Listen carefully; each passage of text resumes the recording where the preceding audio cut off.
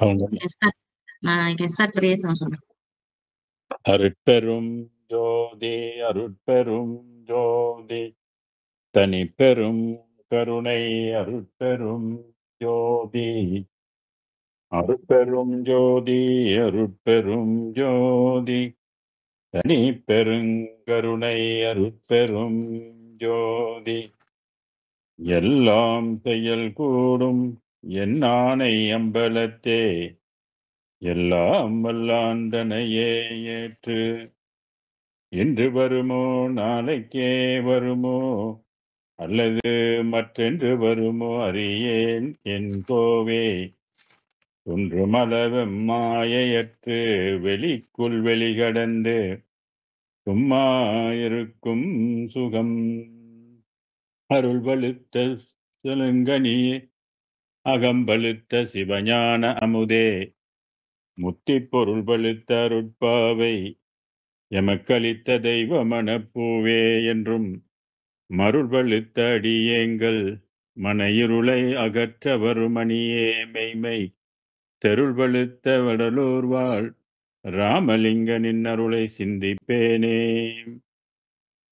புல்லாகி பூடாய் புலர்ந்த நாள் போதாதோ கல்லாய் மரமாய் கழிந்த நாள் போதாதோ கீரியாய் கிடமாய் கெட்ட நாள் போதாதோ நீரியாய் ஊர்வனவாய் நின்ற நாள் போதாதோ பூதமோடு தேவருமாய் போன நாள் போதாதோ வேதனை செய்தானவராய் வீழ்ந்த நாள் போதாதோ அன்னை வயிற்றில் அழிந்த நாள் போதாதோ மன்னவனாய் வாழ்ந்து மறித்த நாள் போதாதோ கண்ணீவனநாதா கண்ணீவனநாதா தாயாகி தாரமுமாய் தாழ்ந்த நாள் போதாதோ சேயாய் புருடனுமாய் சென்ற நாள் போதாதோ நோயுண்ணவே மெலிந்து நொந்த நாள் போதாதோ பேயுண்ண பேயாய் பிறந்த நாள் போதாதோ ஊன உடல் ஊன் குருடாய் உற்ற நாள் போதாதோ ஈன புசிப்பில் இணைத்த நாள் போதாதோ பட்டகளையும் பரிதவிப்பும் போதாதோ கெட்ட நாள் கெட்டேன் என்று கேளாதும் போதாதோ கன்னிவனநாதா கன்னிவனநாதா நில்லாமைக்கே அழுது நின்ற நாள் போதாதோ எல்லாரும் என் பாரம் என எடுத்த நாள் போதாதோ காமன் கனையார் கடைப்பட்ட நாள் போதாதோ ஏமன் கரத்தில் இடியுண்டல் போதாதோ நான்முகன் பட்டோலை நறுக்குண்டல் போதாதோ தேனென்றுளப்பதத்தே நாமிர்தத்தே குண்டல் போதாதோ உருத்திரனால் சங்கரரால் துற்ற நாள் போதாதோ வருத்தம் அறிந்திலையேல் வாழ்வென்ற நாள் போதாதோ அருட்பெரும் ஜோதி அருட்பெரும் ஜோதி தனிப்பெருங்கருணை அருட்பெரும் ஜோதி குருவே சரணம் குருவே துணை அருளே சரணம் அருளே துணை. இணையம் வழி இணைந்திருக்கின்ற எல்லா அன்பர்களுக்கும் இனிய புத்தாண்டு வாழ்த்துக்கள். நேற்று சித்திரை புத்தாண்டு பிறந்திருக்கு.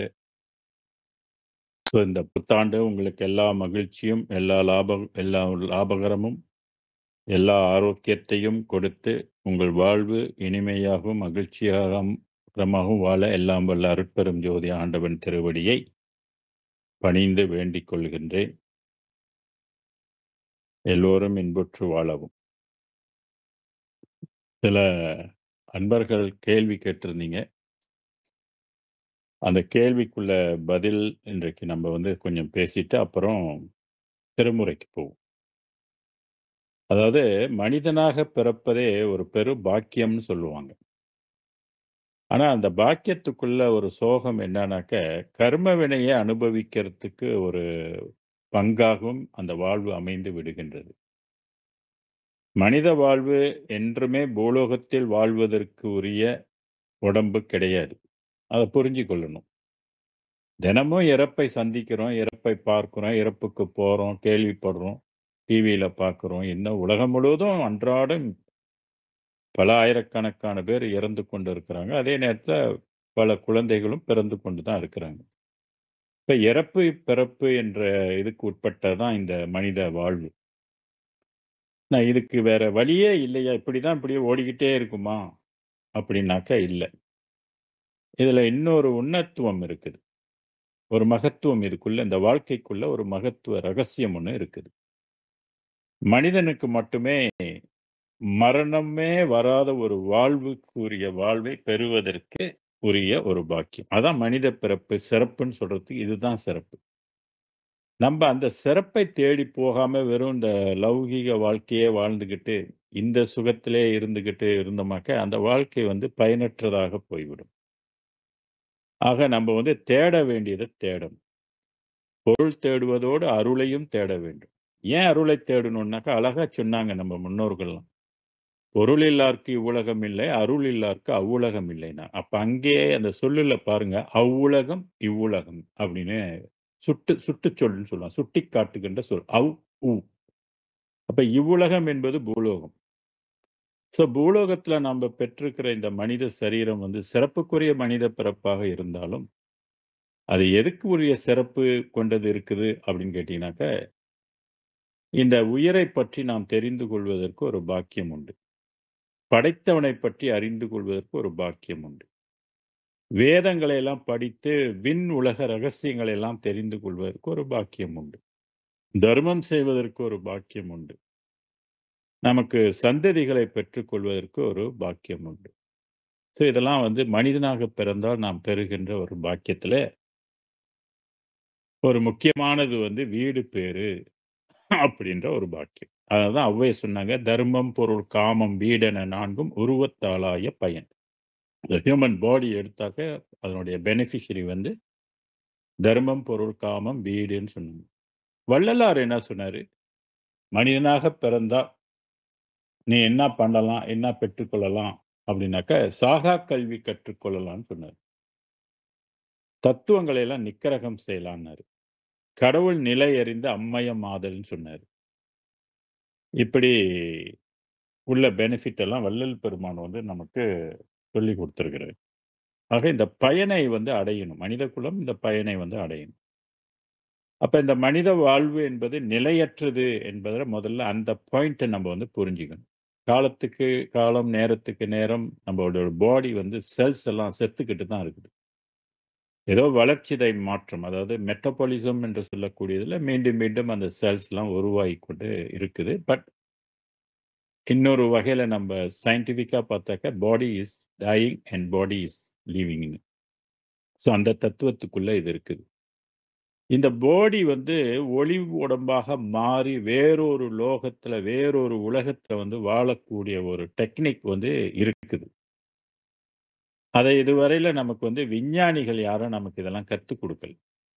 எந்த விஞ்ஞானியும் இந்த நுட்பத்தை வந்து அறிந்திருக்கவில்லை. ஆனா நம்மளுடைய மெஞ்ஞானிகள் 5000 ஆண்டுகளுக்கு முன்பே, 10,000 ஆண்டுகளுக்கு முன்பே, பல லட்சம் ஆண்டுகளுக்கு முன்பே, இப்படி ஒரு ரகசியத்தை வந்து அவங்கலாம் தெரிஞ்சிருந்தாங்க. அப்ப அவங்க கெட்டிக்காரவங்களா? நம்ம கெட்டிக்காரவங்களா? நம்ம 6 அறிவுன்னு பீத்திக் கொள்றோம். பெரிய படிப்பெல்லாம் படிச்சோன்னு பட்டம்லாம் வாங்கிக்கிட்டோம் அப்படின்னு சொல்லிட்டு நம்ம பெருமை கொள்கின்றோம். பெரிய கோடிக்கணக்கான செல்வங்கள்லாம் வைத்திருக்கிறோம். எல்லா சொத்து சுகமும் அனுபவிச்சுக் கொண்டிருக்கிறோம்ன்னு நம்ம பெருமைப்பட்டு கொண்டிருக்கிறோம். ஆனா ரொம்ப இருளான உலகத்துல நம்ம வாழ்ந்து கொண்டிருக்கின்றது மிகச் சிலருக்கு தான் தெரியும். இது வந்து இருள் உலகம். இது ஒளி உலகம் அல்ல. இப்பவே வெளியில நின்னு பார்த்தீங்கன்னா, எல்லாமே இருட்டா இருக்கு. ஏன் இருட்டா இருக்கு? சூரியனுடைய ஒளிக்கதிர் படல. பட்டா தான் அந்த வெளிகளுக்கு வந்து ஒளி கிடைக்கும். இப்ப காலையில சூரியனுடைய ஒளிக்கதிர் பட்டனே வெளிச்சம் கிடைக்குது. அப்ப இந்த உண்மையிலே இதனுடைய ஒரிஜினல் இந்த வெளிகள் எல்லாம் என்ன மயமா இருக்குதுன்னு கேட்டீங்கன்னா, எல்லாம் இருள் மயமாக இருக்குது. சூரியனால நமக்கு 12 ஹவருக்கு வந்து வெளிச்சமும், 12 ஹவருக்கு இருட்டுமாக இருக்கிறது. யாரும் மறுக்க முடியாது. இப்படி இந்த இருட்டுக்குள்ள வாழ்ற வாழ்க்கை வந்து, அது மிருகத்துக்கும் உண்டு. மிருகமும் இந்த உலகத்துல வந்து நம்மள போல தான் அதுங்களும் வாழுது. 5 அறிவு அதுக்கு. ஆனா, அந்த 5 அறிவுங்களுக்கெல்லாம் வேறொரு லோகத்துல போய் வாழுகின்ற ஒரு தகுதியோ, ஒரு அறிவோ, ஒரு தேடலோ இருக்குதான்னுட்டு இருக்காது. அந்த மாரி மனிதன் 6 அறிவுக்கு பிறந்திருந்தாலும், 5 அறிவு கேட்டகரியிலேயே பல கோடி பேர் வாழ்வாங்க. தேட மாட்டாங்க. உண்மையை புரிந்து கொள்ள மாட்டாங்க. ஆனா 6 அறிவுன்னு சொல்லி பீத்திக்கிட்டு இருப்பாங்க. எப்ப ஒரு மனிதன் கடவுளை தேடவில்லையோ, அருளை தேடவில்லையோ, அருளை வணங்கவில்லையோ, அவன் 5 அறிவுல தான் இருக்கிறான்றது தான் சித்தர்களுடைய கருத்தாக இருக்குது. இதத்தான் ஒரு சித்தர் சொன்னாரு. "மனிதரிலே பறவை உண்டு, விலங்குண்டு, கல் உண்டு, மரமும் உண்டுன்னாரு." மனிதரிலே மனிதர் உண்டுன்னு சொன்னாரு. வானவரும் மனிதராய் வருவதுண்டுன்னு சொன்னாரு.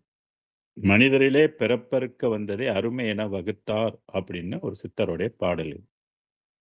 ஆக இதிலிருந்தே தெரிஞ்சுக்கணும். மனிதன் கடவுளை தேடினால், கடவுளை அடைய முற்பட்டால், அந்த பிறப்பு வந்து அருமையான பிறப்பு.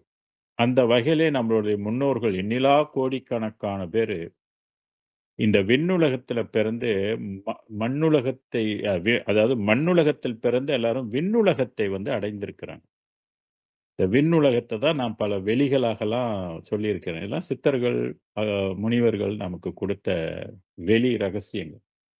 பிரம்மவெளி, விஷ்ணுவெளி, ருத்ரவெளி, மகேஸ்வரவெளி, சதாசிவவெளி, விந்து, பரவிந்து, நாதம், பரநாதம், பரை, பரம்பரம், பராபரை, அதையும் கடந்து இருக்கிறது பெருவெளி. சன்மார்க்க வெளி, சமரச சுத்த சன்மார்க்க வெளி என்று சொல்றது.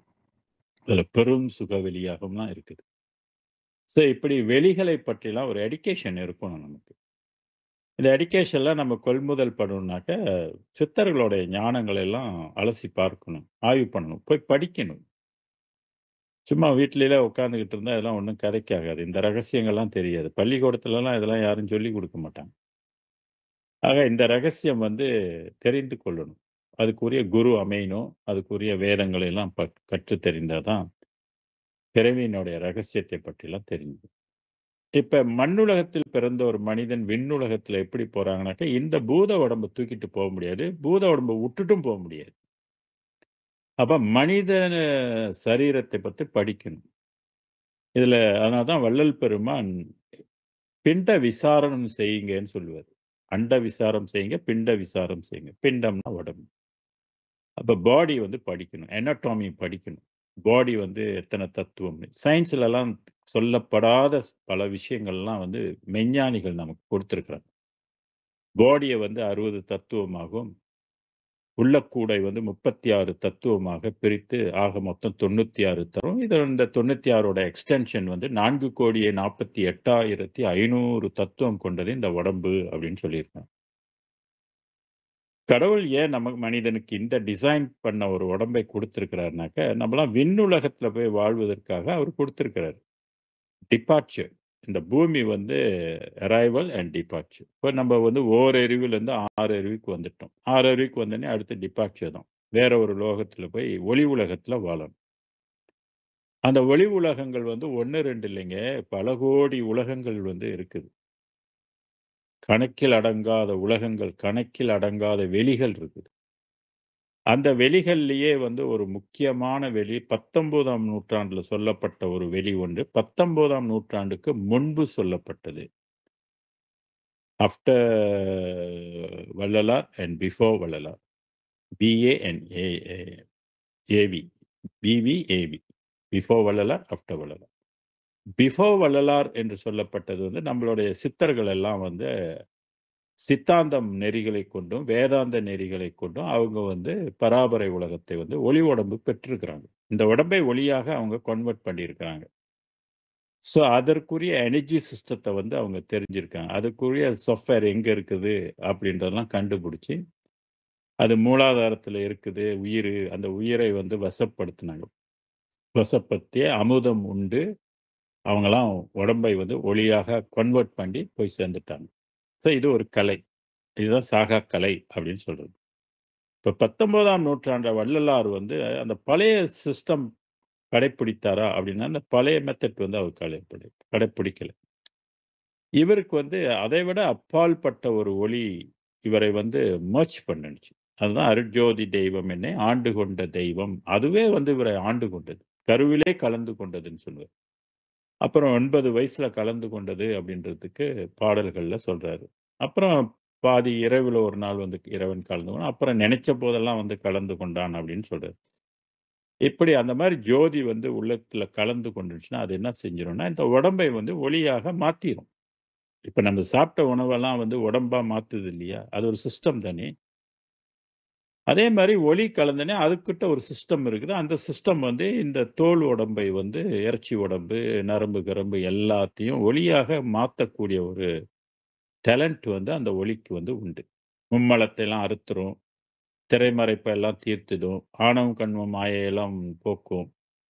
அ அமுதத்தை வந்து அது ஊட்டும். இப்படி பல வேலைகளெல்லாம் அது வந்து உள்ளுக்கு அந்த ஒளி வந்து செய்யக்கூடிய ஒரு திறன் இருக்குது.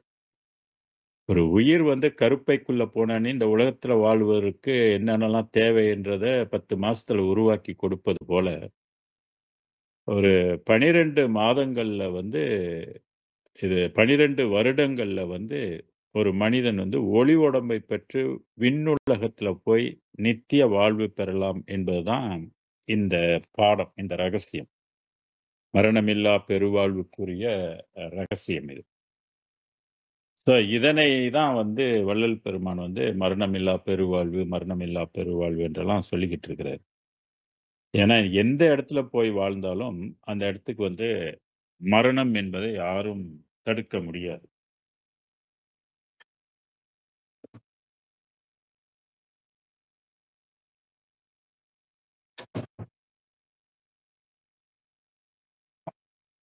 அது மண்ணுலகம் மட்டுமல்ல, விண்ணுலகத்திலே மரணம் உண்டு. ஆனா லாங் டெர்ம் ஆகும் அது. இப்ப நமக்கெல்லாம் ரொம்ப ஷார்ட் டெர்ம். ஒரு ஒரு 60 வயசு, 70 வயசுலயும் சாவுறாங்க, 80 வயசுலயும் இறப்புறாங்க, 90 இப்படி 100 ரொம்ப குறைஞ்ச பேரு. விண்ணுலகத்துல வந்து லட்சக்கணக்கான ஆண்டுகள் வாழ்வாங்க. அது வந்து 6,00,000, 8,00,000, 10,00,000, 12,00,000 ஆண்டுகள். இப்படி லட்சக்கணக்கான ஆண்டுகள் வாழ்ந்து மடிந்து போகும். அப்ப ஒரே ஒரு வெளி தான் இருக்குது. என்றும் இரவாத ஒரு உலகம் அப்படின்றது இறைவன் படைத்து வச்சிருக்கிறார். அருட்பெருஞ்சோதிய படைத்து வைத்திருந்து, 19ஆம் நூற்றாண்டுல தான் இந்த ரகசியத்தை வந்து நமக்கு குடுத்திருக்கிறார். வள்ளல் பெருமான் மூலமாக அவருக்கு தான் முதல்ல என்றும் மரணம் இல்லாத பெருவாழ். அப்ப அந்த விஷயத்தை வந்து வள்ளல் பெருமான் 6ஆம் திருமுறைகள்ல எல்லாம் தமிழ் மொழி கொண்டு அந்த பாடல்களை எல்லாம் பாடி நமக்கு அந்த ரகசியத்தை வந்து இதுல வடித்திருக்கிறார். அதுபோல அகவலை வந்து இதுல உள்ள பாடல்களை குறுக்கி தான் சுருக்கி ஜூஸ் மாரி எடுத்து அகவல் என்று சொல்லி நமக்கு வந்து நெறைய அகவல் 1593 பாடல்கள என்னமோ குடுத்திருக்கிறார். இத வந்து நம்ப புரிந்து கொள்ளணும். எல்லா உலக வாழ்க்கையும் நித்தியமான வாழ்க்கையில. அதுதான் வையகத்தீர், வானகத்தீர், மற்றகத்தீர் நுமது வாழ்க்கையெல்லாம் வாழ்க்கையென மதித்து மயங்காதீர்ன்பர். மெய்யகத்தே உருமரண வாதனையைத் தவிர்த்த வாழ்க்கையதை வாழ்க்கையென மதித்ததனைப் பெற வேண்டும். அப்ப எந்த வாழ்வு நமக்கு நித்திய வாழ்வு, எந்த ஒளியினால் அது கிடைக்கும் அப்படின்றது காலம் தான் நிர்ணயித்திருக்குது. இதற்கு முன்பு வள்ளலாருக்கு முன்பு உள்ள காலங்கள்ல அது அந்த அந்த மாரி என்றும் பிறவாத வாழ்வு என்பது கிடையாது. எல்லாமே ஒரு ஒரு டெம்பரரி தான் அது. லீஸ் லேண்ட்ன்னு சொல்றது. அது வந்து ஃப்ரீ ஹோல்ட் கிடையாது. இப்ப ஃப்ரீ ஹோல்ட்ன்னு சொல்லக்கூடிய ஒரு லேண்ட் வந்து எதுன்னு கேட்டீங்கன்னா, பெருவெளி தான். ஸோ அந்த வெளிக்கு வந்து அருட்பெரும் ஜோதிய தான் நம்ப வந்து வணங்கணும். அருட்பெருஞ்சோதி தான் பிடிக்கணும். அருட்பெருஞ்சோதி பிடிச்சா தான் அருட்பெருஞ்சோதி பக்தி வைத்தா தான், அருட்பெருஞ்சோதி காரியப்பட்டா தான், அருட்பெருஞ்சோதியோட அமுதம் உண்டா தான், அந்த வாழ்வு சாத்தியப்படும் என்பது வள்ளல் பெருமான் நமக்கு தருகின்ற தகவல். ஸோ இத தான் நம்ப வந்து பல்வேறு கோணங்கள்லருந்து ஆய்வு பண்ணி இத பத்தி பேசிக் கொண்டு வரோம். இப்ப யாராருக்கெல்லாம் வந்து ஆர்வம் இருக்கின்றதோ, இந்த பாடங்களை வந்து நீங்கள் படித்துக் கொள்ளலாம். ஏன்னா சில பேருக்கு தேடல் இருக்கும், சில பேருக்கு தேடல் இருக்காது. சில பேருக்கு நம்பிக்கை இருக்கும், சில பேருக்கு நம்பிக்கை இருக்காது. இப்ப நம்பிக்கை இல்லாதவ பத்திலாம் நம்ப சிந்திக்கிறதுக்கு நமக்கு நேரம் இல்ல. நம்பி இருக்கிறாங்க இல்லையா? நம்பிக்கையுடன் இருக்கிறவங்க நெறைய பேர் இருக்கிறாங்க இல்லையா? அப்ப அவங்களுக்கு இந்த பாடல்கள், இந்த ஆய்வுகள் எல்லாமே பெரும் துணையாக இருக்கும். ஸோ அந்த வகையில தான் வந்து மரணமில்லா பெருவாழ்னாக்கா, அந்த பூமியில வாழ்றவத சொல்லுவது அல்ல தவறு. பூமியில யாரும் நிரந்தரமா வாழ முடியாது. ஆனா கன்வெர்ட் பண்ணி பாடிய வந்து ஒளியாக கன்வெர்ட் பண்ணாக்க, எந்த நோய் கூட வராது. நரைத்திரை, மூப்பு எதுவுமே வராது. அப்படிப்பட்ட ஒரு வாழ்வு வந்து மனித வாழ்வுக்குள்ள அமைந்திருக்குது. அதை பெறுவதற்கு அருள் துணை வேண்டும். அதான் பொருள் இல்லார்க்கு உலகம் இல்லை, அருள் இல்லார்க்கு அவ்வுலகம் இல்லைன்னு சொன்னாங்க. இப்ப இதுலேருந்து இத தான் முக்தி வாழ்வு, மோட்ச வாழ்வு அப்படின்லாம் சொல்லுவாங்க. ஆனா இதனுடைய சரியான பாதை தெரியாதனால, நம்பளுடைய தமிழர்கள் மரபுல வந்து பெரும்பாலும் சடங்கியலை வந்து நம்ம வைத்துக்கொண்டு தான் செஞ்சுகிட்டு இருக்கோம். முத்தி வாழ்க்கை பெறணுன்றது எல்லாருக்கும் தெரிஞ்சு தான் செத்து போன பிற்பாடு பல சடங்குகள் எல்லாம் செய்றோம். மோட்ச தீபம் ஏத்தி போடுறோம். 16 செய்றோம், 8 துக்கம் செய்றோம், அப்புறம் திதி செய்றோம். என்னென்னமோலாம் வருஷம் வருஷம்லாம் பண்ணிக்கிட்டு இருக்கிறது என்னது, அந்த ஆன்மா வந்து சாந்தி அடையணும். அந்த ஆன்மா வந்து முக்தி அடையணும். சிவலோகத்துக்கு போகணும். அப்படின்றத ஒரு கருத்து வந்து இருக்கிறதுனால தான் அத வந்து நம்ம பண்ணிக்கிட்டு இருக்கிறோம். ஆனா அதனால் அது அடையுமா அப்படின்னா, அதனால் அடையாது என்பது சான்றோர்களுடைய வாக்கு. அத அடைவதற்குன்னு ஒரு ஒரு வழித்துறை இருக்குது. "துறை இது, வழி இது, துணிவிது, நீ செய்யும் முறை இது" என்று இறைவன் வள்ளலாருக்கு சொன்னாராம். எப்படி அடையறது அப்படின்னு. அதெல்லாம் நீங்க தெரிஞ்சுக்கணும்னாக்க, அது குரு வழியில, குரு மார்க்கத்துல, குரு உங்கள் மூலியமா போய் கேட்டு படிச்சு தெரிஞ்சுக்கொள்ளணும். எப்படி அடையறது? என்னென்னலாம் பண்றது? என்னென்னலாம் சாப்பிடுறது? என்னென்னலாம் சாப்பிடக்கூடாது? என்னென்ன ஒழுக்கங்கள் கடைபிடிக்கிறது? என்னென்ன ஒழுக்கங்கள்லாம் கடைபிடிக்கக் கூடாது? கடவுளுக்கு எது பிடிக்கும்? கடவுளுக்கு எது பிடிக்காது? யார பிடிக்கும்? யார பிடிக்காது? அப்படின்ற விவரங்கள்லாம் நெறைய விஷயங்கள் வந்து தெரிந்திருந்தா தான், பிறவி என்ற பிணியிலிருந்து நம்ம விடுபட முடியும். அது சிலருக்கு ஒரு ஜென்மத்தில கிடைக்கும். சில பேருக்கு வந்து பாடுபடுவதை பொறுத்து இந்த ஜென்மத்திலயோ, மறுமை ஜென்மத்திலயோ அல்லது அடுத்தடுத்த ஜென்மத்திலயோ அவங்களுக்கு வந்து கிடைக்கும். மற்றவங்களுக்கு இது கிடைக்கிறதுக்கு சாத்தியமே இல்ல. அவங்களா விரும்பி, அவங்களா தேடி அந்த தேடல் வந்தா தான் இதெல்லாம் வந்து அவங்களுக்கு சொன்னாலும் புரியும். தேடல் இல்லாதவங்களுக்கு வெறும் புலனின்ப வாழ்க்கை. டொமெஸ்டிக் லைஃப்ன்னு சொல்றோம் இல்லையா? அந்த மாரி இந்த உலக வாழ்க்கைய மட்டும் புலன் இன்பத்துக்குட்பட்ட வாழ்க்கைய மட்டும் வாழ்ந்துட்டு போயிடுவாங்க. பேரின்ப வாழ்க்கையெல்லாம் அவங்களுக்கு வந்து கனவுல கூட நெனச்சு பார்க்க முடியாது. ஸோ இத தான் வந்து சென்ற வாரத்தில சில பேர் கேள்வி கேட்டிருந்தாங்க. இந்த வாழ்வு மரணமில்லா டெத்லெஸ் லைஃப் என்பது வந்து ஒளி உடம்பு பெற்று நம்ம ஒளி உலகத்துல போய் வாழ்றது தானே ஒழிய, இந்த பூமியில வந்து வாழ்வது என்பது சாத்தியமில்ல. அப்படி அப்படி சொல்லல எங்கேயுமே. இங்க வாழுகின்ற மக்களை எல்லாம் செத்தவர்கள் என்று தான் முத்தி குத்தரப்பட்டிருக்கு. திருவள்ளுவர் கூட வாழ்வது ஒரு பொழுதும் அறியா கருதுபவர் கோடியும் அல்ல பலன்வர். நேத்து இருந்தவன் இன்னைக்கு இல்ல என்று பெருமையான உலகத்துல நம்மலாம் வாழ்ந்து கொண்டிருக்கிறோம்னு சொல்லுவார். ஒவ்வொரு நாளும் வாள் போன்ற கடந்து கொண்டிருக்கு. வாள்னா கத்தி. நம்மளுடைய உயிர் வந்து பிரிக்கப்படக்கூடியது வாள். அப்படி ஒவ்வொரு நாளும் ஓடிக்கிட்டு இருக்குது. ஸோ இதுலேருந்து நம்ம வந்து நித்திய வாழ்வுக்கு இங்க சாத்தியமே கிடையாது. அதனால தான் கடவுளை நம்ம வந்து வணங்கணும். கடவுள் நெறிகளுக்கெல்லாம் நம்ம உட்படணும். அப்படி உட்பட்டால் கடவுளே வந்து நம்மளை கூட்டிட்டு போறதுக்கு அவரு தயாராக இருப்பார். அது உள்ளுக்கு புகுந்து எப்படி நமக்கு வந்து காரியப்படணுமோ, அது காரியப்பட்டு அந்த இறைவன் திருவடிய வந்து நம்ம அடைய முடியும். மெய்யான வாழ்க்கை வந்து வாழ முடியும். ஸோ அந்த அந்த உலக வாழ்க்கையினுடைய தாத்பரியம் வேறு. இந்த உலகத்தினுடைய தாத்பரியம் வந்து வேறு. இது எல்லாமே ரொம்ப லிமிட்டட். எந்த நேரத்திலும் மரணத்தை வந்து தழுவக்கூடிய உலகத்துல நம்ம இருக்கிறோம். ஸோ அதனால தான் மரணமில்லா பெருவாழ்வுக்கு வந்து நம்ப வள்ளலார் காட்டிய வழியில வந்து செல்லும்போது, அது சிறந்த பலனையும், முடிவான பலனையும், நித்திய பலனையும் நமக்கு தரும் என்பதை நாம் வந்து கற்று தெரிந்து கொள்ள வேண்டும். இதுதான் பாடம். இதுதான் மரணமில்லா பெருவாழ்வுக்குரிய கல்வின்னு சொல்லுவாரு. சாகா கல்வி. மனிதனாக பிறந்தால் சாகா கல்வி கற்றுக்கொள்ளலாம். கடவுள் நிலை அறிந்து அம்மயம் ஆகலாம். தொட்டதெல்லாம் பொன்மயமாக ஏமசித்தி செய்கின்ற பாக்கியம் பெறலாம். தொட்டதெல்லாம் பொன்மயமாக மாறும். மண்ணை கூட பொன்னாக்கலாம். தத்துவ நிக்கரகம். தத்துவங்களை வந்து ஒடுக்க முடியும். இப்படி 4 பெனிஃபிட் வந்து மனிதனாக பிறந்தால் அது அமைந்திருக்கின்றது. இத சார்ந்து தான் பல விளக்கங்கள் வந்து பல வருடங்களாக நாங்கலாம் பேசிக்கொண்டு இருக்கிறோம். கில்லான்ல கூட சில இடத்துலலாம் கிளாஸ்கள்லாம் ஓடுது. அ அஸ்தாக்கா 2 சித்தியாலாம் கிட்ட வந்து அங்க அஸ்தாக்கா 2ல திங்கட்கிழமைகள்ல கிளாஸ் வந்து நடக்குது. அதுலலாம் வந்து கலந்து கொண்டாக்க உங்களுக்கு மேலும் அறிவு ஞானங்கள் பெற்றுக்கொள்ளலாம். ஓகே. இப்ப நம்ப திருப்பி நீங்க கேட்ட கேள்விக்கு பதில் சொல்லிட்டேன். மேலும் உங்களுக்கு வந்து என்ன யார் யாருக்கு என்னென்ன சந்தேகங்கள்லாம் இருந்தாலும் நீங்க வந்து கேட்கலாம். என்னால இயன்ற விளக்கங்களை வந்து உங்களுக்கு கொடுப்பதற்கு கடமைப்பட்டுள்ளேன். ஓகே. இன்றைக்கு வந்து திருவடி பெருமை. திருவடி பெருமைனாலே தெரிஞ்சுங்க. இது வந்து இறைவனுடைய உலகத்தின் பெருமையை பற்றி தெரிந்து கொள்வது. ஒரு நாட்டுக்கு பெருமைலாம் இருக்கு இல்லையா? அதுபோல ஒரு விண் உலகத்துக்கு ஸ்பேஸ்லயும் பெருமைகள் இருக்கு. ஸோ ஒவ்வொரு ஸ்பேஸுக்கும் ஒவ்வொரு தனித்தன்மைகள் உண்டு. தனி ஞானம் உண்டு. அங்கெல்லாம் பல கோடி பேரு வாழ்றாங்க. சித்தாந்தத்தில் பதிகள் பல கோடி, வேதாந்தத்தில் பதிகள் பல கோடி, நாதாந்தத்தில் பதிகள் பல கோடி, போதாந்தத்தில் பதிகள் பல கோடின்னு சொல்றாரு. கலாந்தத்தில் பதிகள் கோடி. இப்படி கோடா கோடி பேர் வந்து விண்ணுலகத்துல வந்து வாழ்ந்துகிட்டு இருக்கிறாங்க, ஒளி உலகத்துல. நம்மள விட அறிவில் மிகுந்தவர்கள், ஒழுக்கத்தெல்லாம் மிகுந்தவர்கள். ஸோ இந்த உலக தாத்பரியம் வேறு, அந்த உலகத்தின் தாத்பரியம் வேறு என்பதை தெரிஞ்சுக்கணும். அது திருவடி பெருமையெல்லாம் படிச்சீங்கன்னாக்க, ஏன்னா 45 பாடல் தானே இருக்குது.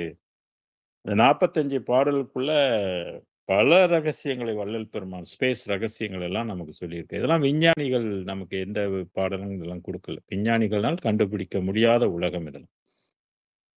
"வன்பூவில் வடிவு பல, வண்ணங்கள் பல, மேல் மதிக்கும் இயல் பல, ஒளியின் வாய்மை பல, ஒளிக்குள் நம்புறும் சக்தி பல, சக்திக்குள் வயங்கும் நாதங்கள் பல, நாத நடுவணையில் ஓர் கலையில் பண்பாய நடனங்கள் பல, பல பெயர்ப்புக் காட்டும் பதிகள் பல, இவைக்கெல்லாம் பதியாகி பொதுவில் கண்பாய வெற்றினோடு கலந்து கலவாமல் காணுகின்ற திருவடி சீர் கலருவதார் தோழி."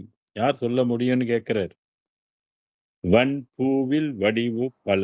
பூனாலே வந்து இந்த லோக்கல் பூன்னு நினைக்காதீங்க. மல்லிகைப்பூ, சாமந்தி பூ, கனகாம்பரம் பூன்னு நினைக்காதீங்க. இங்கே பூ என்பது வந்து ஒளியை குறிக்கும். "வன்பூவில் வடிவு பல." அந்த ஒளியில வந்து பல வடிவுகள் வந்து இருக்குது. ஒளி வடிவுகள், ஒளி வடிவம். இப்ப இப்ப நீங்க ஒரு காருக்கு கூட பின்னால பாருங்க, இந்த ரெட் லைட் இருக்கும். பிரேக் வச்சா ரெட் லைட் அந்த ரெட் லைட் வந்து வடிவு வந்து பலவிதமான வடிவுகள் இப்பலாம் வந்திருக்குது. அந்த காலத்துலலாம் வெறும் ஸ்கொயரா இருக்கும். இன்னைக்கெல்லாம் வேற மாரிலாம் வந்து ரொம்ப அழகாகலாம் இருக்கு. பிரேக் வச்சா பின்னால அழகா இருக்கு. அதேபோல பல வண்ணங்கள் எல்லாம் வந்து இன்னைக்கு நம்ம வந்து வண்ணங்களுக்கெல்லாம் வர வ ஒளிகளுக்கெல்லாம் சில வடிவங்கள் எல்லாம் வந்து நம்ம பார்க்கிறோம். பட்டாசு வெடிச்சா கூட பாருங்க, அது அந்த ஒளி வந்து பல வண்ணங்களாக, வடிவமாகலாம் விரியுது. பூவா விரியுது, முக்கோணமா விரியுது, பந்து பந்தா போகுது. இப்படி பல வடிவு. இந்த மாரி ஸ்பிரிச்சுவல் உலகத்திலயும் அந்த மாரி வடிவு வந்து பல இருக்குதுன்னு சொல்றாரு. அதான் "வன்பூவில் வடிவு பல, வண்ணங்கள் பல, பல வர்ணங்கள் இருக்குதுன்னு" சொல்றாரு. நம்ப உலகத்துல மட்டும் தான் வர்ணம் இருக்குதுன்னு நினைக்காதீங்க. ஸ்பிரிச்சுவல் உலகங்கள்லயும், ஸ்பேஸ் உலகங்கள்லயும் பல வண்ணங்களும் அதுலயும் இருக்குது அப்படின்னு சொல்றாரு. மேல் மதிக்கும் இயல் பலன்றாரு. இயல்புகள் தன்மைன்னு சொல்றது. இப்போ ஒவ்வொரு பூக்கு ஒரு ஒரு தன்மை இருக்கு. ஒவ்வொரு மனிதனுக்கும் ஒவ்வொரு தன்மைகள் இருக்கும் இல்லையா? அந்த மாரி அந்த ஸ்பேஸ்க்கெல்லாம் பல தன்மைகள் இருக்குது. அதான் இயல்பு அப்படின்னு சொல்றது. ஒளியின் வாய்மை பல. அந்த ஒளின்னு சொல்லக்கூடிய அதுல வந்து உண்மை ஒளிகள் வந்து பல வாய்மைகள் பல உண்மைகள் இருக்குது. உண்மையிலே இருக்கக்கூடிய ஒளி இருக்குது. சில காலம் இருந்து சில காலம் இல்லாமல் போகின்ற, மறைந்து போகின்ற ஒளிகளும் இருக்குது. அதனால தான் சில பாடல்கள்ல சொல்லு மெய்யானை, பொய்யானைன்னு. மெய்யாக இருக்க சில ஒலிகள் இருக்குது. பொய்யாக இருக்கக்கூடிய ஒலிகளும் இருக்கு. அதனால இங்க வாய்மை பல ஒலியின் வாய்மை பல அப்படின்னு சொல்றாரு. வாய்மைன்னா உண்மைன்னு அர்த்தம். பல உண்மையான ஒலிகள் நிலைத்து நிற்கக்கூடிய ஒலிகள்லாம் இருக்குது. நிலையற்ற ஒலிகளும் இருக்குது. ஒலிக்குள் நம்பூரும் சக்தி பல. அந்த ஒலிக்குள்ள என்ன இருக்குதுன்னாக்க சக்திகள் இருக்குது. பலவிதமான சக்திகள் இருக்குது. சக்திகளுள் வயங்கும் நாதங்கள் பல. அந்த சக்திக்குள்ள பலவிதமான நாதங்கள் இருக்குது. ஒவ்வொரு சக்திக்குள்ளயும் ஒவ்வொரு நாதங்கள், பல நாதங்கள் இருக்குது. அந்த நாத நடுவணையில், அந்த நாதத்துக்குள்ள ஓர் கலையில் பண்பாய நடனங்கள் பலன்றாரு. நடனங்கள் பலன்னா, அங்க அதில் இருக்கக்கூடிய சில இயக்கங்கள். சாஃப்ட்வேர்ன்னு சொல்றது இத. நுண்கலைன்னு சொல்றோம் இல்லையா? அந்த மாரி ஒரு கலையில் பண்பாய நடனங்கள் பல. இந்த நடனங்களை பற்றி நெறைய ஆய்வுகள் பண்ணணும். நடனங்களை பற்றி தெளியணும். சுத்த நடம் வள்ளல் பெருமான் என் உள்ளத்தில் சுத்த நடம் புரிகின்ற சித்த சிகாமணியேன்வாரு. அப்ப சுத்த நடம் வேறு, அசுத்த நடம் வேறு. இப்ப நம்ப உயிருக்குள்ள இருக்கக்கூடிய நடனம் வந்து அசுத்த நடம். அசுத்த நடமே என்னென்ன பண்ணுது என்பத நீங்கலாம் சிந்தித்து பார்த்தா ஆச்சரியப்படுவீங்க. நம்ம சாப்பிட்ட உணவெல்லாம் செல்ஸா மாத்துதுன்னா, அது வந்து நடனங்களோட இயக்கம் தான் அது. அதனால தான் நடனங்களை பற்றி தெரிந்து கொள்வதற்கு இந்த 6 அறிவுலாம் பத்தாது. வள்ளல் பெருமான் சொல்லுகின்ற நடனங்களை எல்லாம் தெரிந்து கொள்ளணும்னா, பல நடனங்களை தெரிந்து கொள்ளணும்னா, நமக்கு வந்து 12 அறிவு காரியப்படணும். அதான் ஜோதி எவையும் விளங்க விளங்கும் ஜோதி வாழியே துரிய நிலையின் நடுநின்றோங்கும் ஜோதி வாழி தூதிலாமை சிற்றம்பலத்து ஜோதி வெல்கவே துலங்க பொன் நம்பலத்திலாடும் ஜோதி வெல்கவே. அருப்பெரு ஜோதி வசமானால் எல்லா ஜோதியும் விளங்கும். அப்ப எல்லா நடனங்களும் நமக்கு வந்து புரியும். அதான் பண்பாய நடனங்கள் பல. பல பெயர்ப்பு காட்டும் பதிகள் பல. இந்த நடனங்களுக்கு தனித்தனி பெயர் கொண்டு இருக்குது. பதிகள், தெய்வங்கள் பல அப்படின்னு சொல்லி தெய்வங்களாக பெயர் கொடுக்கப்பட்டிருக்கு. அதனாலதான் இந்து மதத்துல பார்த்தீங்கன்னா, பல தெய்வங்கள், பல பெயர்கள் இருக்கும். மற்றவங்களுக்கெல்லாம் அந்த மாரி பிரித்து பார்க்கக்கூடிய இது இருக்காது. நம்ம இதுல வந்து நெறைய பிரித்து பார்க்கக்கூடிய அந்த அளவுக்கு நுட்பமான அறிவு கொண்டவர்கள் நம் முன்னோர்கள்.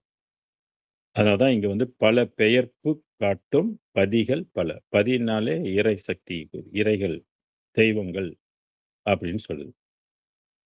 பல. இவைகளுக்கெல்லாம் பதியாகி, இப்ப இதுக்கெல்லாம் பதின்னா இறைவன்ல, இதுக்கெல்லாம் இறைவனாகி, பொதுவில் கண்பாய இவற்றினோடு கலந்து கலவாமல், இந்த வெளிக்கொள்ளியும், ஒளிக்கொள்ளியும் நடனத்துக்குள்ளெல்லாம் வந்து கலந்து கலவாமல் விளங்குகின்றது தான் இந்த அருட்பெரும் ஜோதின்னு சொல்றது.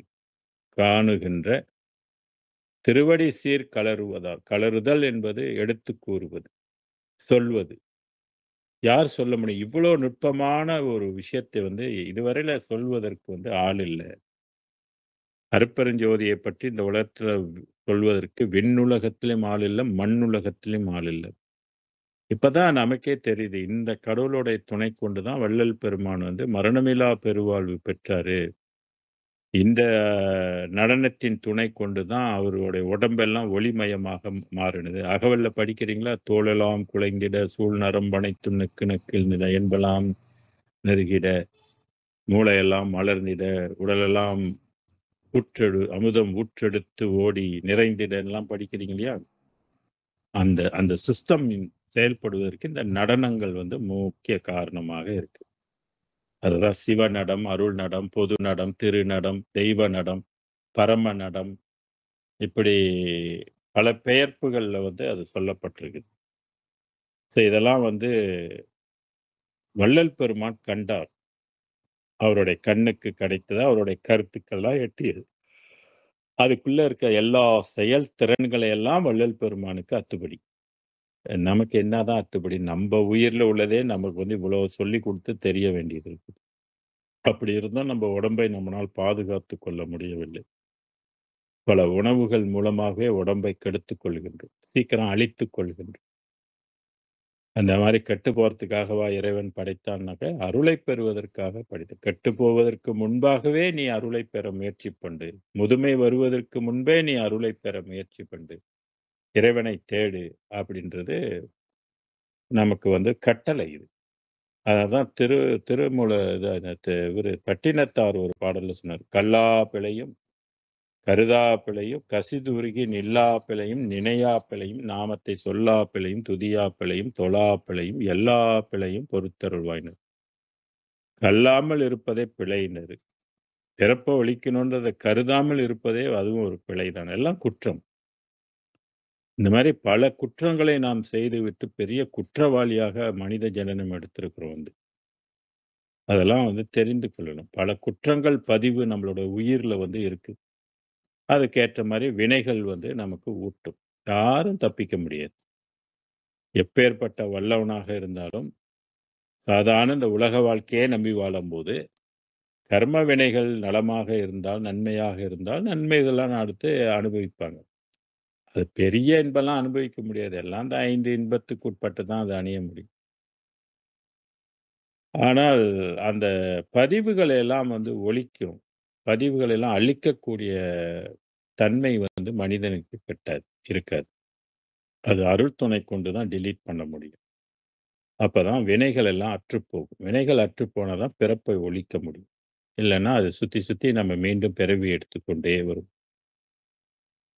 ஓகே. அப்ப இந்த பாடல்ல வந்து நீங்க முக்கியமான பாடல் இது. "வன்பூவில் வடிவு பல, வண்ணங்கள் பல, மேல் மதிக்கும் இயல் பல, ஒளியின் வாய்மை பல, ஒளிக்குள் நம்புறும் சக்தி பல, சக்திக்குள் வயங்கும் நாதங்கள் பல, நாத நடுவணை ஓர் கலையில் பண்பாய நடனங்கள் பல, பல பெயர்ப்பு காட்டும் பதிகள் பல, இவைக்கெல்லாம் பதியாகி பொதுவில் கண்பாய இவற்றினோடு கலந்து கலவாமல் காணுகின்ற திருவடி சீர் கலருவதாற் போல்."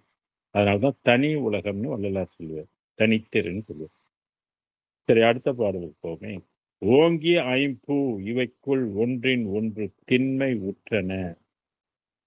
ஓங்கிய ஐம்பூன்னா 5 ஒலிகள். இவக்குள் ஒன்றின் ஒன்று திண்மை. ஒன்றை விட ஒன்று திண்மைன்னா உறுதின்னு அர்த்தம். ஒரு ஒலிய விட இன்னொரு ஒலி வந்து உறுதியாகும். இப்ப கிரகங்களும் அப்படிதான் 9 கிரகங்கள் சொல்றோம் இல்லையா? அந்த ஒரு கிரகத்த விட ஒரு கிரகம் வந்து பலம் பொருந்தியதா இருக்கும். அந்த கிரகத்த விட இன்னொரு கிரகம் வந்து பலம் பொருந்தியதா இருக்கும். ஆக கடைசியில ராகு, கேதுகள் வந்து மிக்க பலம் பொருந்திய கிரகமாக கருதப்படும் ஜாதக ரீதியில். கிரக படிப்பில் அது. அதுபோல இங்க வந்து ஐம்பூன்னு சொல்லக்கூடியது 5 வகை ஒலிகள்ல அந்த ஒன்றை விட ஒன்றுக்கு திண்மை, உறுதி வந்து கொண்டிருக்குது, உற்றனன்றது. மற்றது அதுவும் பற்றுவன பற்றற தாங்கிய மாசக்திகளின் பெருங்கூட்டம் கலையா தன்மை புரிந்து ஆங்காங்கு தனித்தனி நின்றிலங்கி. அங்கே வந்து சில இது வந்து பற்று கொண்டும், சில வந்து பற்றாமலும் தாங்கிய மாசக்திகள். அந்த அந்த இதுக்குள்ள, அந்த பூக்குள்ள, அந்த ஒளிக்குள்ள மாசக்திகள்னா பெரிய பெரிய சக்திகள் எல்லாம் வந்து பெருங்கூட்டம். கலையாய். அதுக்கும் ஒரு தனித்தனி கலைகள்லாம் இருக்குது. அந்த கலைகளுக்குரிய தன்மை புரிந்து அங்கங்க உள்ள சக்திகள் தனித்தனி நின்று இலங்கி. தனித்தனியாக அந்த சக்திகள் வந்து இயங்கிக் கொண்டிருக்கும். தேங்கியபோது அவைகளை செய்கை பல புரியும். அந்த சக்திகளுக்கு பல செய்கைகள்லாம் இருக்கு. செய்கைன்னா பல செயல்திறன். ஒவ்வொரு சக்திக்கும் அதுக்கு வந்து செய்கை பல வந்து இருக்குது. இப்ப கரண்ட் மாரி தான். ஒரே கரண்ட். ஆனா, அது பல செய்கைகள் பயன்படுத்துறோம் இல்லையா? பல்ப் எரியுது, ஃபேன் ஓடுது, அ ஃப்ரிட்ஜ் ஓடுது இல்லைங்களா? மற்ற மற்ற கம்ப்யூட்டர் ஓடுது. ஒரே சக்தி தான் பல செயல் இருக்கிற மாரி, அதே மாரி வான்வெளிகளிலும் இருக்கக்கூடிய சக்திகளுக்கு வந்து பல செய்கை பல இருக்குது. திகழ் ஒளியாய் அவ்வெளியாய் திரவில் ஒளி வெளியில் அங்கே திகழ்கின்றது. பல செய்க பல புரிந்து திகழ் ஒளியாய் இருக்குது. அருள் வெளியாகவும் இருக்குது. திரவில் ஒளி வெளியில் அங்கே இருக்கக்கூடிய திறந்த வெளியில் ஒளி வெளியில் ஒளியும் வெளியும் பிரிக்க முடியாது இல்லையா? பாங்குற நேர் விளங்குகின்ற திருவடியின் பெருமை. இப்படி ஒளியாக வெளியாக இருக்கக்கூடிய அந்த இத வந்து யாரு பகுத்துரைக்க வல்லவர்? பகுத்து யாரு சொல்ல முடியும்? இவ்வளவு நுட்பமாக இந்த பல கோடி சக்தி விரிவுகளை, அதுகிட்ட இருக்கக்கூடிய திறன்களை யார் இப்படி எடுத்து சொல்ல முடியும்? அப்படின்னு கேட்கிறார் வள்ளல் பெருமான்.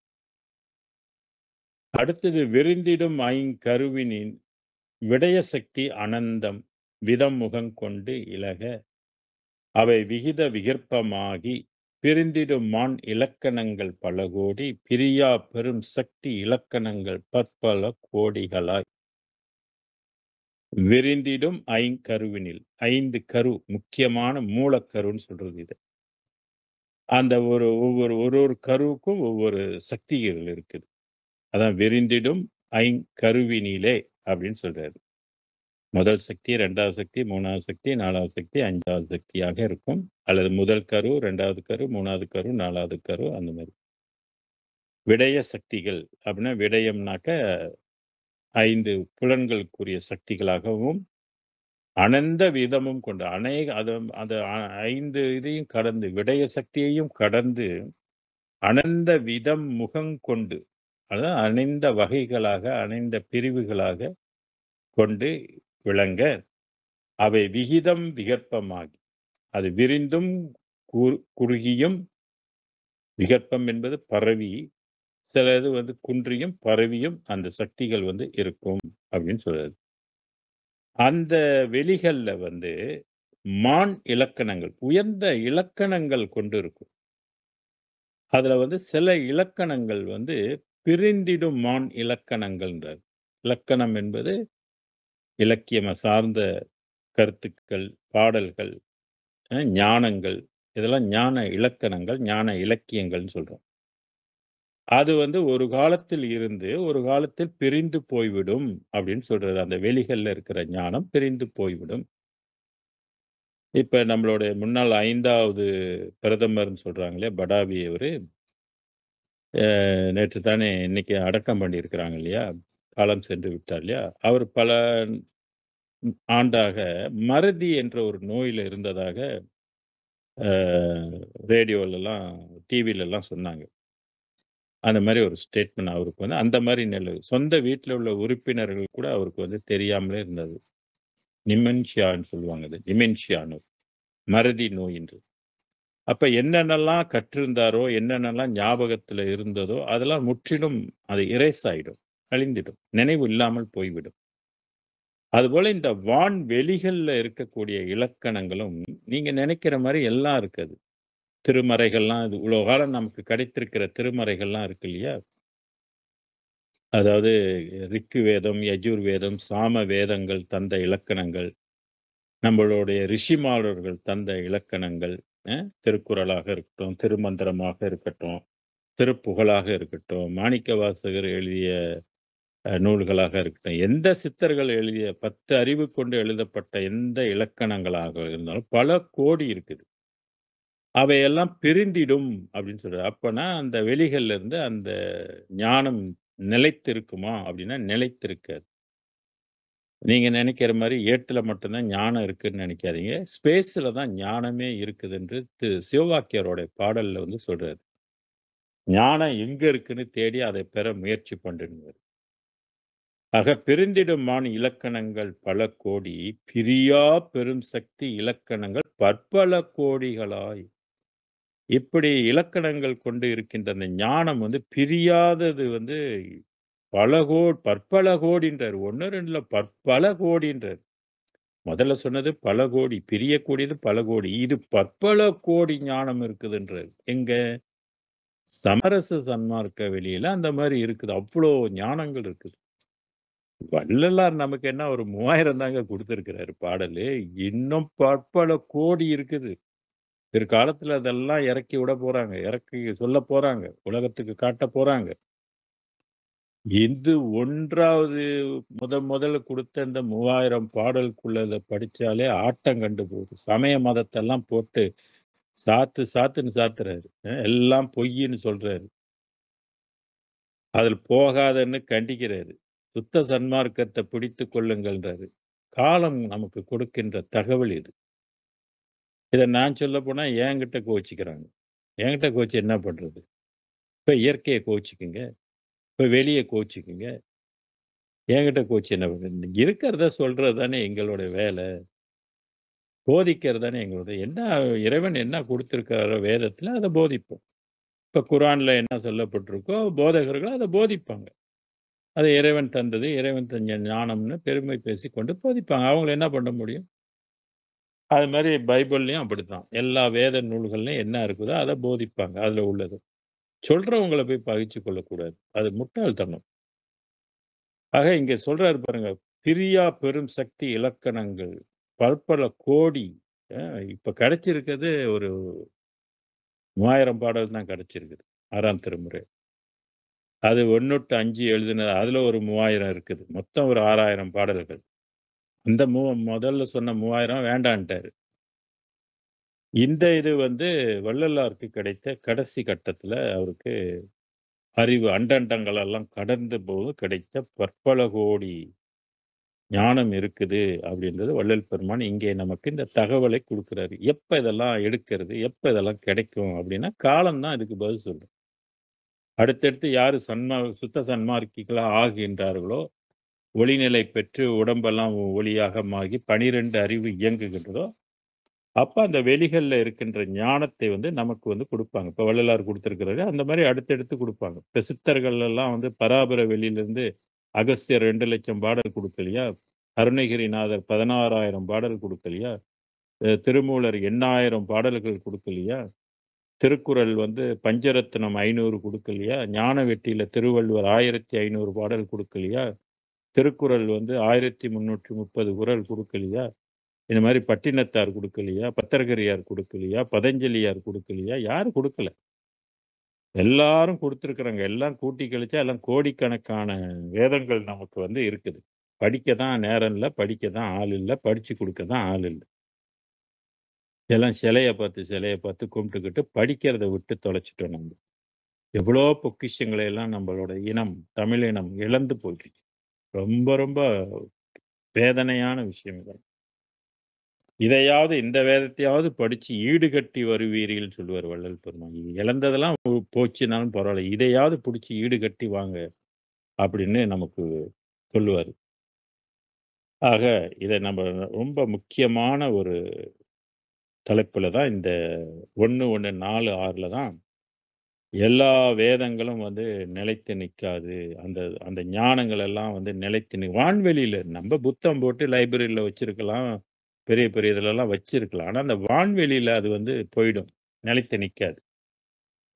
ஸோ வள்ளலாருடைய மனதுல, வள்ளலாருடைய மனவெளியில எல்லா ஞானங்களும் அதுல வந்து இருக்கும். லைப்ரரிக்குள்ள எல்லா புக்கும் வச்சிருக்கிற மாரி, வள்ளலாருக்குள்ள வந்து எல்லா ஞானங்களும் அதுக்குள்ள இருக்கும். இந்திரன் படம் பாருங்க. ஒரு சில விஷயங்கள் உங்களுக்கு வந்து தெரியும். தெரிந்திடும் நான் நிலைக்குள்ளே இருந்து வெளிப்படவும், தெரிந்திடும் நான் நிலைக்குள்ளே நிலை என்பது 4 நிலைக்குள்ளே இருந்து வெளிப்படவும், செய்க பல புரிகின்ற திரள் உடைத்தாரகமே செய்க பல. அதுல வந்து 4 நிலைகள். நிலைக்குள்ளே இருந்து வெளிப்படவும். அது உள்ளுக்கு இருந்து வெளிப்படக்கூடிய செய்க பல புரிகின்ற. அதுக்குள்ள பல செய்கைகள் இருக்கு. பல திறன் இருக்கு. திரள் உடைத்தாரகமே. திரள்னா திறன் இருக்கின்றது. இப்ப நம்ம ஃபோன்ல என்ன அ லேட்டஸ்ட் ஃபோன்லலாம் எவ்வளோ திறன்கள் உள்ளுக்கு அடங்கி இருக்குது. எந்தெந்த இதுக்கெல்லாம் நம்ம பயன்படுத்தலாம். ஏஐ டெக்னாலஜி வரைக்கும் இந்த ஃபோனுக்குள்ள வந்துருச்சு இல்லையா? ஆக செய்கை பல புரிகின்ற திரள் தாரகமேல். தாரகம் என்பது இங்க ஆதாரமேல். எரிந்திடும் தீ நடுவெளிக்கண் இருந்த திருவடி. எரிந்திடும் அப்படின்னாக்க, அது வந்து நெருப்பாக இருந்து எரிக்குது. ஆனா சுடுகின்ற நெருப்பாக இல்ல அது. சுடாத நெருப்பு. எரிந்திடும் தீ நடுவெளிக்கண். நடுவெளினா, ஒவ்வொரு வெளிக்கும் அடி, முடி, நடு இருக்குது. அது நடுவெளிக்கண் இருந்து திருவடியின் எல்லையை யார் சொல்ல வல்லார் இயம்பாயின் தோல். அதனுடைய எல்லம் எங்கும் வியாபித்திருக்கின்ற அதனுடைய எல்லை வந்து வகுத்து யாரும் சொல்ல முடியுமா? அப்படின்னா சொல்ல முடியாது. அதான் எல்லையை யார் சொல்ல வல்லார்னர். நாம் அந்த பொருளாக ஆகாத வரைக்கும் நம்மனால அத சொல்ல முடியாது. பார்க்க முடியாது. ஒண்ணும் பண்ண முடியாது. வள்ளல் பெருமான் அந்த எல்லையை அவரே கண்டிருக்கிறார். அது எல்லை இல்லாதது. முடிவில்ல. அருட்பெருஞ்சோதி ஆண்டவருக்கு வந்து எங்கும் வியாபித்து விரிந்து இருக்கின்றார். ஞான சபையாக அது இருக்கிறது. அதுதான் அதுக்கு பேரு ஞான சபைன்னு சொன்னாங்க. பல கோடி, பற்பல கோடி ஞானங்கள், இலக்கணங்கள் சார்ந்து இருக்கின்றதுனால தான் அத வந்து ஞான சபை அப்படின்னு சொல்றாரு. இப்ப ஞான சபைன்னு ஒண்ணு கட்டி வச்சிருக்காரு. போய் இந்த ஞான சபையாவது பார்த்துட்டு வாங்க அப்படின்ட்டு. ஆனா உண்மையான ஞான சபை வந்து அது ஸ்பேஸாக இருக்கின்றது. இப்ப அங்கேயும் ஒரு பிரச்சனை வெளிய வந்து வள்ளலார் சொன்ன அகவெளி ஒண்ணு இருக்கு, புறவெளி. புறவெளியில எதுவும் கட்டடம் கட்டக்கூடாதுன்னு ஒரு போராட்டம் ஓடிக்கொண்டு இருக்கு இல்லையா? பல சன்மார்க்கிகளுக்கெல்லாம் அந்த வந்து தெரியும். ஆக நடுவெளி இங்க வள்ளல் பெருமான் சொல்லுகின்ற வெளி வந்து நம்ம கண்ணுக்கு தெரியாத வெளி. இந்த பூலோகத்தில் உள்ள வெளி அல்ல. இருந்தாலும் இந்த வெளியிலயும் வழிபாட்டுக்குன்னு வகுக்கப்பட்டதுல போய் பல கட்டடங்கள் கட்டி வைக்கிறது அது நியாயம் இல்ல, தர்மமும் இல்ல. வேற எங்கேயாவது கட்டிட்டு போலாம் என்பதுதான் என்னுடைய கருத்தும் அது. ஆக இப்படி கண்ணுக்கு தெரியாத வெளி உலகத்தை பற்றி சொல்றது தான் உண்மையான வெளி. ஆனா அதை யார் சொல்ல முடியும்? அதோட எல்லையை யார் சொல்ல முடியும்? அப்படின்னு கேட்கிறாரு. அடுத்த பாடல்ல தோன்றிய ஐங்கருவினிலே சொல்லரும் ஓர் இயற்கை துலங்கும். ஐங்கருவினிலே சொல்லரும் ஓர் இயற்கை. ஒரு இயற்கை வந்து இயற்கை சக்தியாக இருக்கலாம், இயற்கை ஒளியாக இருக்கலாம். அந்த கருவுக்குள்ள ஒன்று துலங்கும். அதின் பல கோடி குலங்குள் குருத்துருவி எலக்ட்ரான், புரோட்டான் அசலை பல அப்படின்னு சொல்றாரு. குருத்துருவிகள். அதான் குரு அணுக்கள். அதுல வந்து பல கோடி இருக்கும். ஆண்டு விளங்கிடும் அவற்றின் அசலை பல கோடி. இதுதான் புரோட்டான் அப்படின்னு சொல்றாரு. அமலை அமலை, அசலை அப்படின்றது எலக்ட்ரான், புரோட்டான் அப்படின்னு சொல்றது. இதெல்லாம் வந்து அனந்த கோடிகளாக இருக்கும். வான்வெளிகள்ல எலக்ட்ரான், புரோட்டான் வந்து இருக்கும். அது மாரி நம்ம செல்குள்ளேயும் எலக்ட்ரான், புரோட்டான், நியூட்ரான் என்ற ஒரு தன்மைகள் கொண்ட அ அணுக்கள் வந்து இருக்கும். அணுக்களுக்குள்ள இதெல்லாம் ஒவ்வொரு அணுக்குள்ளயும் எலக்ட்ரான், புரோட்டான் இருக்கும். நியூட்ரான் இருக்கும் என்று சொல்றாரு. என்று நிறைந்திடும் அவற்றில் கணிப்பதற்கும் அரிதாய். அத கணிப்பதற்கு ரொம்ப அரிதுன்னு சொல்றாரு. நுட்பமாக மேலோட்டமா கண்டுபிடிச்சிருக்கிறாங்க விஞ்ஞானிகள். ஆனா அதற்குள்ள இன்னும் பல நுட்பங்கள் இருக்குது. அதான் என்று நிறைந்திடும் அவற்றிற் கணிப்பதற்கு அரிதாய் இலங்கு பிரகாசிகள் தாம். பிரகாசிகன்னா அதுக்குள்ள வந்து பிரகாசம் இருக்கும் அப்படின்னு சொல்றாரு. நியூட்ரான்குள்ளலாம் வந்து பிரகாசங்கள்லாம் அடங்கி இருக்கும் அது.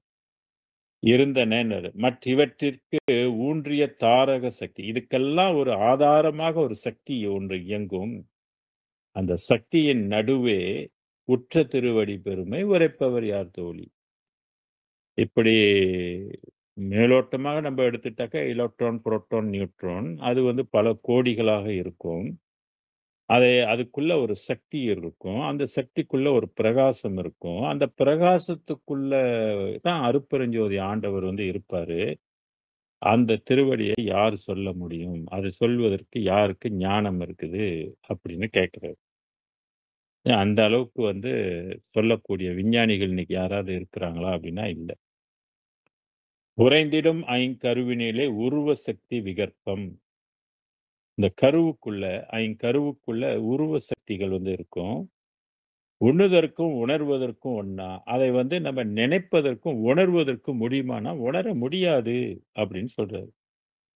அதான் உண்ணுதற்கும், உணர்வதற்கும் ஒண்ணா வெண்ணிலவே. நிறைந்த அவை தனித்தனியே நிகழ்த்திலங்க. அதெல்லாம் தனித்தனியாக ஒவ்வொரு இயக்கம் கொண்டு அந்த இயங்கும். அந்த சக்திகள் இயங்கும். தனித்தனியாக இயங்கும். தனித்தனி தன்மைகள், தனித்தனி இயக்கங்கள் கொண்டு இயங்கும். அவற்றுள் நேர்மை, உண்மை. அதுக்குள்ள ஒரு ஒரு நேர்மையான ஒரு தன்மை ஒண்ணு இருக்கும். உருவித் தந்த நேர்மை, உண்மை அகத்தே. அந்த நேர்மைக்குள்ள ஒரு அகத்தேன்னு சொல்லக்கூடிய ஆன்மா இருக்கும். அந்த ஆன்மாக்குள்ள குறைந்திலவாம் பல்வேறு குணங்கள் உறப்புரிந்து. அந்த ஆன்மாக்குள்ள பல குணங்கள் எல்லாம் இருக்கும். அதான் பலவேறு குணங்கள் உறப்புரிந்து, குணங்களுக்குள்ளே குறிகள் பல கூட்டுவித்தாங்காம் அமர்ந்தே. அந்த குணங்களுக்குள்ள சில குறிப்புகள், சில குறிகள் பல கூட்டுவிக்கும் அங்கே அமர்ந்து, மறைந்த மனம் வெளிப்படுத்தும். அங்கே மனம் கொண்டு வீசும். மனம் இருக்கும் அந்த அதுக்குள்ள ஒரு மனம் இருக்கும். வெளிப்படுத்தும் மலரடியின் பெருமை வகுத்துரைக்க வல்லவரார். இதெல்லாம் யாரு வகுத்து சொல்ல முடியும்? இவ்வளோ நுண்பொருளா போக அதுக்கு ஒரு மனம் இருக்குது. ஒரு ஸ்மெல் இருக்குது அப்படின்னு சொல்றாரு. அந்த ஸ்மெல்லை வெளிப்படுத்தக்கூடிய ஒரு இறைவன் இருக்கிறாரு. அவரை இதுவரையில யார் வந்து வகுத்து கண்டிருக்கிறாங்க? யார் சொல்லியிருக்கிறாங்க? அப்படின்னு கேட்கிறாரு. இப்ப நீங்க கேட்கலாம், ஓ! சித்தர்கள்லாம் சொல்லலையா? புத்தர்கள் சொல்லலையா? மதத் தலைவர்கள் எல்லாம் சொல்லலையா? ஐயா, மதத் தலைவர், புத்தர் இவங்கலாம் சொன்னதெல்லாம் வேற வெளி, வேற உலகம். இங்கே வள்ளலார் சொல்லுகின்ற உலகம் வந்து இதுவரையில யாரும் சொல்லாத உலகம். சில பேருக்கு அது இன்னும் புரியறதில்ல. இது தனி உலகம். இதுவரையில உலகம் காணாத, சொல்லப்படாத ஒரு உலகம். அதனால தானே, "அப்பா நான் வேண்டுதல் கேட்டு அருள் புரிதல் வேண்டும். ஆருயிர்க்கெல்லாம் அன்பு செயல் வேண்டும். எப்பாரும் எப்பதமும் எங்கணும் நான் சென்றேன். எனது நினது அருட்புகழை இயம்பியிடல் வேண்டும். எனது நினது அருட்புகழை இயம்பியிடல் வேண்டும்." செப்பாத மேல்நிலை. கவனிங்க. செப்பாத மேல்நிலை, செப்பாத மேல்நிலை. இதுவரையில யாரும் சொல்லாத ஒரு மேல்நிலை. யாரும் இதுவரையா அடையாத ஒரு மேல்நிலை. தீண்டாத வெளியில் வளர் தீண்டாத தெய்வம் சொல்வாரு. அருட்ஜோதி தெய்வம் இருக்குல்லையா, அந்த பாடல் வரிசையில பாருங்க. தீண்டாத வெளி, யாரும் தொடாத வெளின்னு சொல்வாரு. திருப்பி திருப்பி நம்ம வந்து சிலர் என்ன பண்றாங்க, எல்லாம் ஒன்று, எல்லாம் ஒன்றுன்னு பேசி குழப்பிக்கிட்டு இருக்கிறாங்க. ஆக இந்த பாடல்கள்லாம் பாருங்க, யாரு சொல்ல முடியும்? யாரு கண்டிருக்கிறாங்கன்னுவாரு. "வகுத்துரைக்க வல்லவரார் வலுத்தாய் என் தோழி, சொல்லுங்க" அப்படின்னு கேட்கிறாரு. யாரும் சொல்வது எந்த முனிவர்களுக்கும் இந்த ரகசியம் தெரியாது. அதுதான் "படிமுடி வான்முடி பற்றினும் தோற்றா அடிமுடி என்னுமோர் அருட்பெரும் ஜோதின்னாரு. அட்டகத்திலயும் சொன்னாரு. "கண்முதல் பொறியால் மனமுதல் பரன கருவினால் பகுதியின் கருவால் எண்முதல் புருட தரத்தினால் பரத்தால் இசைக்குமோர் பரம்பர உணவால் விண்முதல் பறையால் பராபர அறிவால் விளங்குவது அரிது." போதுமா? பராபரை அறிவால் விளங்கிக் கொள்வதற்கு அரிதுன்ட்டாரு. அப்ப 10 அறிவு சில சித்தர்களுக்கு கிடைக்காது இல்லையா? தெரியாது இல்லையா? அததான் வந்து பல்வேறு பாடல்கள்ல அகவல்லலாம் சொல்றாரு. "தேவர்களும், முத்தர்களும், சித்தர்களும் யாவரும் பெற்றிடா இயல் எனக் அளித்தனை" அப்படின்னு சொல்றாரு. இப்ப இதெல்லாம் கோர்வைப்படுத்தி படிச்சீங்கன்னாக்கா, நல்ல தெளிவான ஒரு விஷயம் கிடைச்சிடும். குழப்பமே வராது.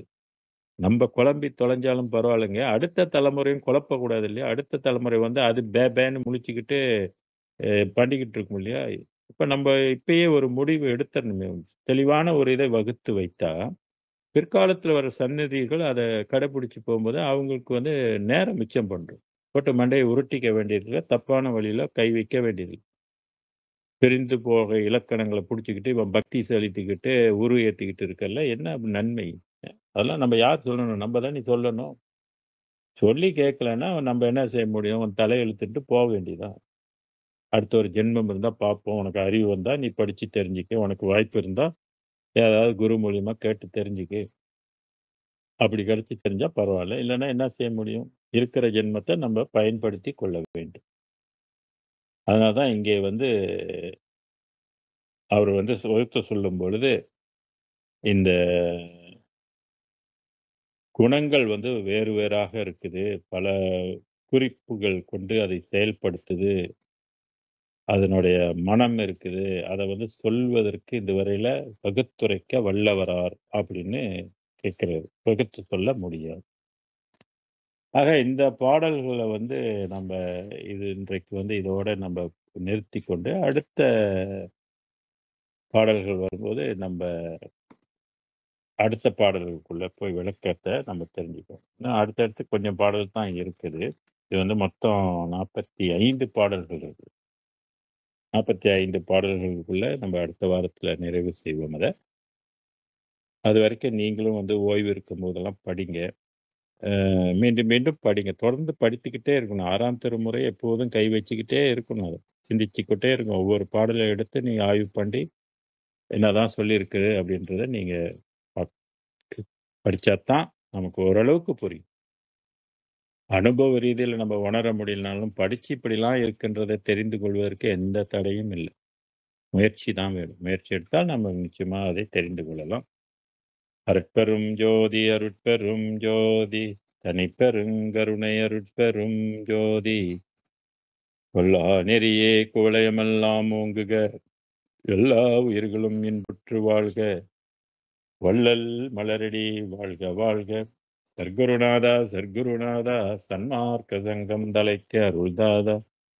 எல்லாமுடைய அருட்பெரும் ஜோதி அற்புத கடவுளே, இது தொடங்கி எக்காலத்தும் சுத்த சன்மார்க்கத்தின் முக்கிய தடைகளாகிய சமயங்கள், மதங்கள், மார்க்கங்கள் என்பவற்றின் ஆச்சார சங்கற்ப விகற்பங்களும், வருணம், ஆசிரமம் முதலிய உலகாச்சார சங்கற்ப விகற்பங்களும் எங்கள் மனதில் பற்றா வண்ணம் அருள் செய்தல் வேண்டும். சுத்த சன்மார்க்கத்தின் முக்கிய லட்சியமாகிய ஆன்மநேய ஒருமைப்பாட்டுரிமை எங்களுக்குள் எக்காலத்தும் எவ்விடத்தும் எவ்விதத்தும் எவ்வளவும் விலகாமல் நிறைந்து விளங்க செய்வித்தருளல் வேண்டும். எல்லாமாகிய தனிப்பெரும் தலைமை அருட்பெரும் ஜோதி ஆண்டவரே, தேவரே, திருவருட்பெருங்கருணைக்கு வந்தனம் வந்தனம். அருட்பெரும் ஜோதி அருட்பெரும் ஜோதி தனிப்பெருங்கருணை அருட்பெரும் ஜோதி திருவருட் பிரகாச வள்ளலார் திருவடிகளே சரணம் சரணம் சரணம். சர்க்குருநாத சுவாமிகள் திருவடிகளே சரணம் சரணம் சரணம். அருட்பெரும் ஜோதி அருட்பெரும் ஜோதி தனிப்பெருங்கருணை அருட்பெரும் ஜோதி. குருவே சரணம், குருவே துணை, அருளே சரணம், அருளே துணை. நன்றி, வணக்கம், வாழ்க. நன்றிங்க ஐயா. நன்றி. நன்றி.